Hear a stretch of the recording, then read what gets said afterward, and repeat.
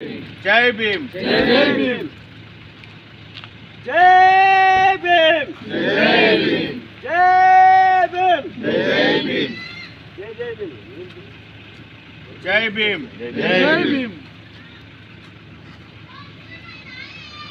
భారతదేశానికి స్వాతంత్రం వచ్చిన తర్వాత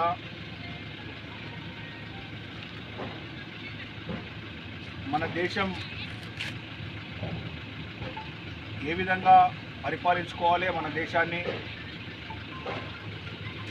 అని చెప్పి మేధావులందరూ కూడా కూర్చొని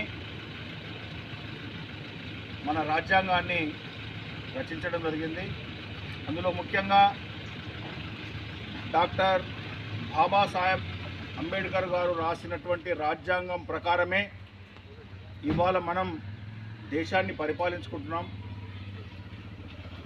అట్టడుగున వారికి కూడా అంత్యోదయ పథకాలను అందించాలని చెప్పేసి దేశంలో ఉన్నటువంటి ప్రజలందరికీ కూడా 7 ప్రాథమిక హక్కులు, అందరికీ కూడా ఓటు హక్కు, ఎవరికైనా ఎంత పెద్దవారికైనా బడుగు బలహీన వర్గానికైనా ఓటు హక్కు, ఒకే ఓటు హక్కు ఉంటుంది. ఆ ఓటు హక్కును కూడా మనందరికీ కల్పించినటువంటి వ్యక్తి మహనీయుడు డాక్టర్ బిఆర్ అంబేద్కర్ గారు. వారి అడుగుజాడల్లోనే ఇవాళ మనమంతా నడుచుకుంటూ ఉన్నాం. మరి ఆ మహనీయుని యొక్క జయంతి సందర్భంగా అందరికీ శుభాభినందనలు తెలియజేస్తూ ఉన్నాను. రాబోయే రోజుల్లో కూడా ఆ మహనీయుని తలుచుకుంటూ రాబోయే తరాలకు కూడా ఇట్టి విషయాలను మనం చెప్పాల్సినటువంటి అవసరం ఉంది.